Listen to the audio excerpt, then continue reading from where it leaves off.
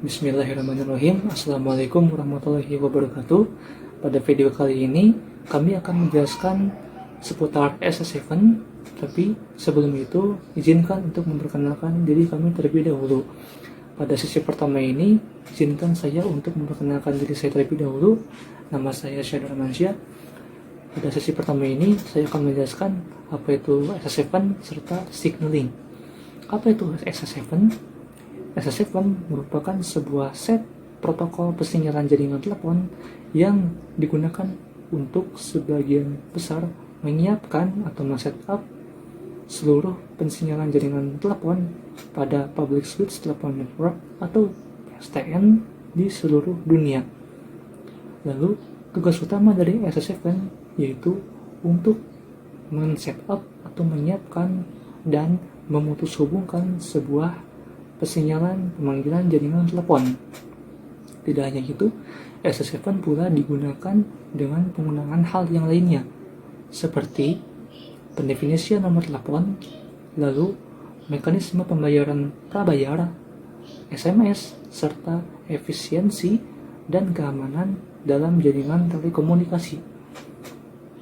SS7 distandarisasi oleh badan yang bernama International Telecommunication Union atau badan ITU, yang dimana SS7 ini didefinisikan sebagai sebuah prosedur atau protokol dalam jaringan PSTN untuk menukarkan informasi melewati sebuah sinyal jaringan digital untuk mengizinkan pemanggilan seluler berbasis nirkabel, lalu mengizinkan pemanggilan berbasis kabel, routing, serta kontrol.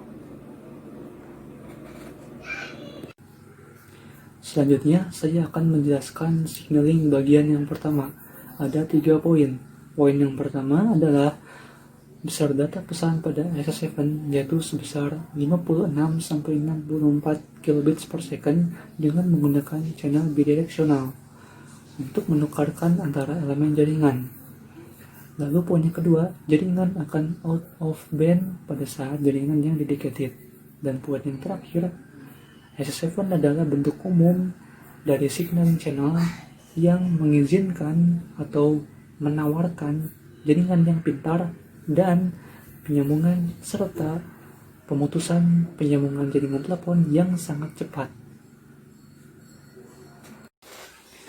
Lalu signaling bagian yang kedua. Signaling bagian yang kedua ini berisi tentang layanan yang diberikan oleh out of band. Ada 3 poin. Poin yang pertama adalah kecepatan tinggi untuk setup panggilan, yang kedua adalah efisiensi tinggi pada sirkuit suara, dan poin yang ketiga adalah adanya layanan jaringan yang pintar tanpa voice trunking seperti database system. Lalu ada 3 mode signaling. Signaling yang pertama itu adalah associated signaling, yang kedua non-associated signaling, dan yang ketiga adalah quasi-associated signaling. Sekian dari saya. Untuk sesi selanjutnya akan dijelaskan oleh Saudara Akbar. Untuk jenis pensinyalan yang pertama itu ada associated signaling atau pensinyalan secara terkait, di mana pensinyalan ini itu dilakukan secara langsung paralel dengan saluran suara terkait. Nah, untuk gambarnya bisa dilihat di bawah.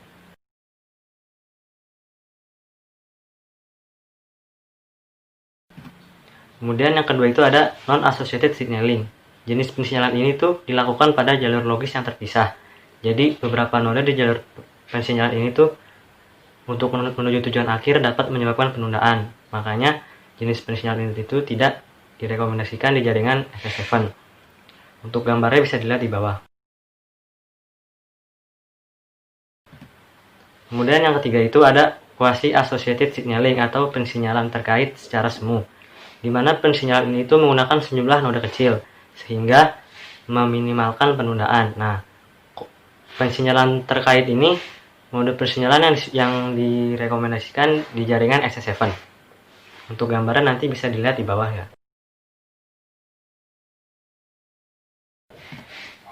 Nah, kemudian signaling point. Nah, yang pertama itu semua node di jaringan SS7 itu disebut signaling point atau SPS. Kemudian setiap SPA itu diidentifikasi dengan alamat yang unik atau yang disebut dengan kode poin atau PC. Kemudian yang ketiga itu SP memiliki kemampuan untuk membaca kode poin dan menentukan apakah pesan tersebut untuk node dan kemampuan untuk menetapkan pesan dari SS7 ke SP yang lain. Nah, setiap titik pensinyalan di jaringan SS7 ini secara unik diidentifikasi oleh kode titik yang dinamakan kode titik numerik. Nah, selanjutnya kode titik dibawa dalam pesan yang dipertukarkan antara titik pensinyalan untuk mengidentifikasi sumber dan tujuan dari setiap pesan. Nah, yang terakhir, setiap titik sinyal menggunakan tabel perutean untuk memilih jalur sinyal sesuai untuk setiap pesan. Nah, ada 3 jenis titik sinyal dalam jaringan SS7. Nah, yang pertama itu ada SSP atau Service Switching Point atau Signal Switching Point. Kemudian yang kedua itu ada STP atau Signal Transfer Point. Kemudian yang terakhir itu ada SSCP atau Service Control Point. Nah, selanjutnya ini ada gambar konfigurasi dari SS7. Nah, untuk slide selanjutnya akan dijelaskan oleh teman saya. Baiklah semuanya, saya akan melanjutkan untuk slide berikutnya dari halaman 16 sampai halaman 22. Di halaman 16 kita melihat ada yang namanya titik pengalihan layanan atau SSP. Di poin 1 ini kita mengetahui bahwa SSP mengonversi digit judul global, yaitu nomor yang dihubungin dari baris pelanggan ke pesan persignalan SS7. Kemudian di titik keduanya, pengaturan SSP keolah dan lepaskan sirkuit suara yang diperlukan untuk melakukan panggilan. Kemudian di poin 3-nya, SSP mengirim pesan menggunakan ISDN, user part atau ISUP, dan transaction capabilities, application part atau TCAP.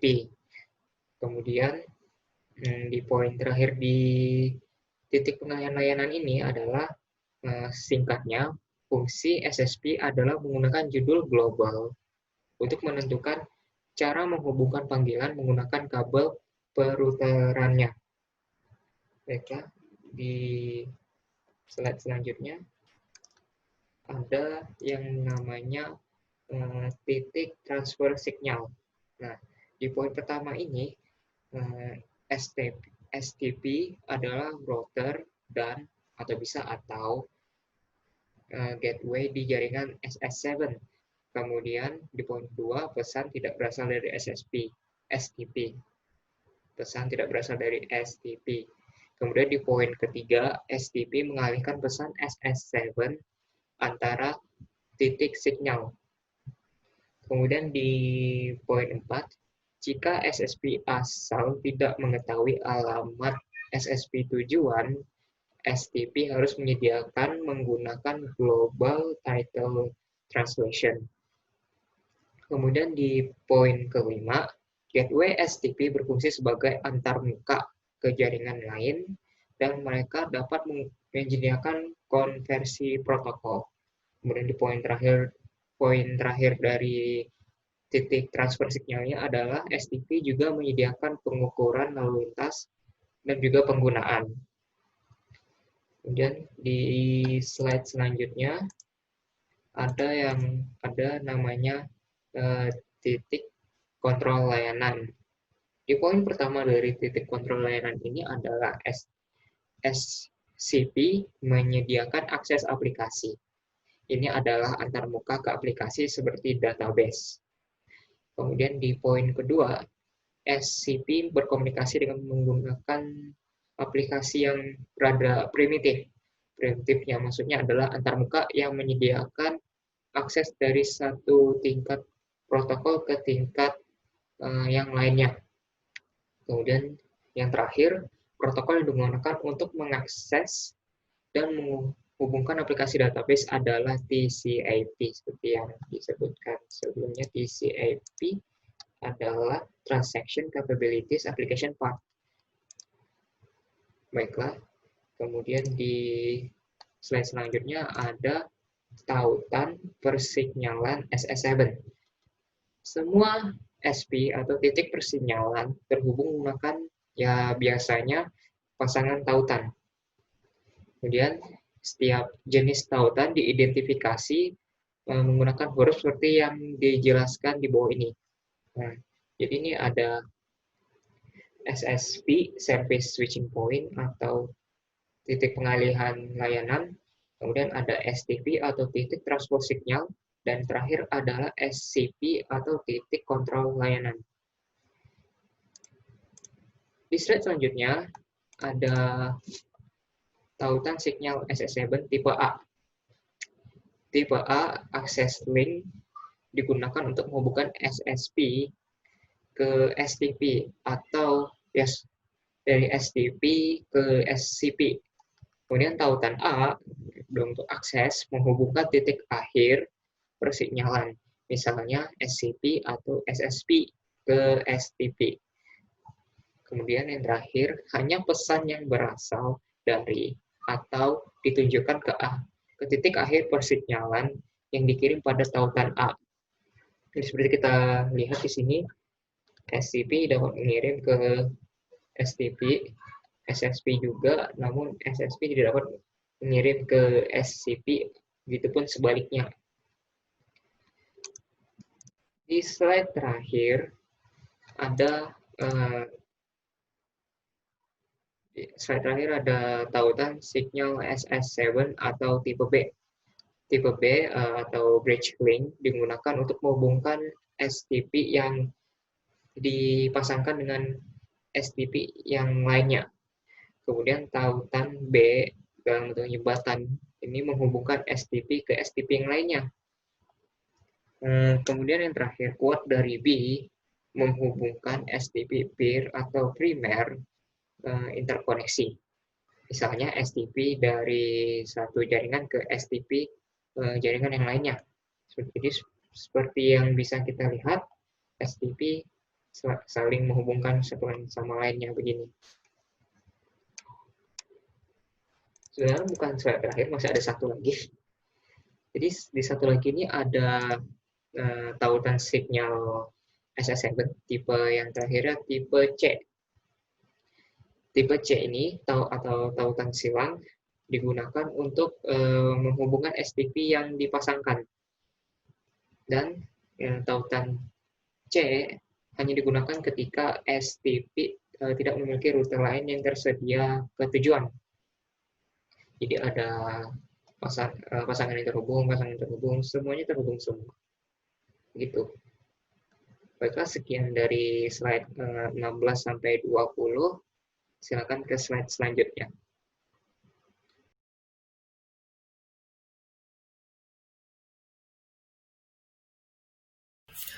Assalamualaikum warahmatullahi wabarakatuh. Saya Zara Nabil di sini akan mempresentasikan tentang SS7 Signaling Links tipe D. Yang pertama adalah D-Link atau D diagonal link. Dia itu menghubungkan sebuah STP lokal atau regional sekunder kepada sebuah STP primer. Sebagai contohnya itu sebuah internetwork gateway. Dan sepasang STP ini terkonfigurasi dalam bentuk quad link. Yang kedua, STP sekunder yang berada dalam network yang sama, mereka itu terhubung melalui 4 D-Links atau D-Link yang memiliki konfigurasi quad itu tadi. Lalu lanjut ke yang ketiga, link B dan link D ini sangat sedikit sulit ya untuk dibedakan. Nah, oleh karena alasan ini, link B dan link D sering di-refer atau dirujuk sebagai B/D links. Lalu lanjut ke slide berikutnya. Di sini kita bisa lihat ilustrasi dari pemetaan signaling links tipe D. Bisa kita lihat di sini ya. Nah, lalu kita lanjut ke tipe E. Nah, tipe E di sini stands for extended. Nah, E-Link ini menghubungkan sebuah SSP kepada ke STP alternate atau alternatif yang lainnya. E-Links menyediakan sebuah signaling path alternatif jika sebuah STP milik SSP utama tidak dapat dicapai melalui sebuah link A atau A-link. Di sini ada ilustrasinya. Lalu kita lanjut saja langsung ke tipe F. F-link atau fully associated links menghubungkan dua signaling end, titik signaling end, seperti misalnya SSP dan SCP, SSP dan SCP ya, seperti ini, dua ini. Lalu kita lanjut yang kedua, F-link itu biasanya tidak digunakan di dalam network yang ada STP-nya ya. Lalu yang ketiga, di dalam sebuah network tanpa STP, F-link itu langsung terkonek dengan signaling points yang ada. Nah, lalu di sini ada SS7 protocol layers. Tolong katengin ya. SS7 protocols. SS7 protocol didesain untuk memfasilitasi dan menjaga fungsi dari sebuah network atau jaringan yang telah tersediakan. Nah, seperti ini ya, protokol-protokol yang modern selayaknya yang sudah ada.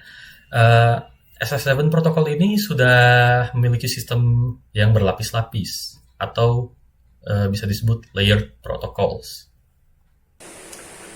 Sebelumnya di sini saya Muhammad Panduwirakusuma ingin menjelaskan tentang apa sih perbedaan dari SS7 sama OSI layer tersebut.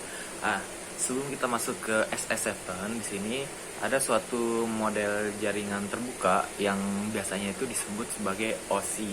Nah, OSI merupakan sebuah model jaringan yang dikembangkan oleh Badan International Organization of Standardization pada tahun 1977. Nah, OSI sendiri merupakan singkatan dari Open System Interconnection yang disebut juga sebagai model 7 lapis. Lapisan-lapisan tersebut terdiri dari lapisan yang paling luar, yang pertama lapisan ke-7, yaitu lapisan application layer. Nah, application layer itu berfungsi sebagai antarmuka dengan aplikasi dengan fungsionalnya jaringan dan mengatur bagaimana aplikasi itu dapat diakses ke jaringan. Contohnya HTTP, FTP, dan SMTP. Ke bawahnya lagi ada namanya presentation layer. Di sana adalah fungsi untuk mentranslasikan data yang hendak ditransmisikan ke dalam aplikasi ke formatnya yang dapat ditransmisikan melalui jaringan protokol yang berada dalam level ini. Di situ tuh contohnya tuh perangkat lunak Radicator dari layanan workstation dalam Windows NT. Selanjutnya ada layer kelima, yaitu session layer, yang dimana berfungsi untuk mendefinisikan bagaimana koneksi tersebut dapat dibuat, dipelihara, ataupun dihancurkan. Kemudian ada transport layer. Transport layer merupakan suatu layer yang berfungsi untuk memecahkan sebuah data ke dalam paket-paket tertentu serta memberikan nomor ke paket-paket tersebut sehingga dapat disusun kembali. Yang ketiga ada layer network layer, berfungsi untuk mendefinisikan sebuah alamat IP, membuat header, kemudian melakukan routing melalui internet working dengan menggunakan router dan switch layer. Kemudian ada data link layer. Di sana itu berfungsi untuk menentukan bagaimana bit-bit data dikelompokkan menjadi format yang disebut sebagai frame. Dan layer terakhir yaitu physical layer, berfungsi untuk mendefinisikan suatu media transmisi jaringan dengan metode pensinyalan sinkronisasi bit. Level ini tuh juga mendefinisikan bagaimana sih network interface card atau NIC itu dapat berinteraksi dengan media kabel atau radio. Setelah kita tahu tuh bagaimana layar-layarnya, di sini tuh ada mulai masuk penjelasan dari SS7 tersebut. SS7 juga itu memiliki beberapa layar, namun tidak dibilang layar sih. Di situ kita kenalnya itu sebagai MTP. Nah, MTP atau Message Transfer Part dalam SS7 dibagi menjadi 3 layar utama. Yang pertama itu MTP level 1 atau lebih spesifiknya ke physical, electrical, dan memiliki karakteristik fungsional signaling data link. Beberapa interface untuk signaling SS7 itu contohnya DS0A dan V35. MTP level kedua dia itu memiliki tugas seperti menjamin transmisi yang reliable dengan menggunakan teknik seperti message sequencing dan frame check sequence seperti cycling reduction check atau CRC. Dan di situ tuh ada beberapa format dari MTP level 2. Yang pertama itu flag, cycling reduction check, signaling information field, service information octet, lines indicator, dan forward indicator bit. Di sini juga ada satu layar lagi yang dimana layar tersebut disebut sebagai MTP level 3. Yang ini juga memiliki critical network management function yang terbagi menjadi 3. Yang pertama link management, seperti menyediakan manajemen lokal signaling seperti link activation, deactivation, dan restoration. Kemudian ada router management, yang dimana provider exchange of signaling tersebut di antara signaling point yang digunakan untuk produksi dan mentransfernya ke probabilitas yang lainnya. Dan yang ketiga ada traffic management, yang dimana mengatur traffic yang out of service. Pada PPT ini di sini ada SS7 in big picture. Di sini tuh ada beberapa penjelasan menarik yang kita dapatkan ya. Pada MTP layer 3 di atasnya itu memiliki beberapa tingkatan lagi, namun tingkatannya itu bisa dibilang setara. Kenapa? Karena setiap fungsi dari tingkatan di atas level 3 itu saling sinkronisasi satu dengan yang lainnya. Pada gambar SS7 in big picture, di setiap STP diberikan unique point code untuk keperluan networking routing. STP-nya juga menggunakan special addressing point code yang disebut alias point code yang digunakan untuk merouterkan setiap message ke STP berikutnya. Sebuah alias point code diberikan kepada STP yang saling adjustment secara langsung dengan tujuan agar STP tersebut saling mengenali.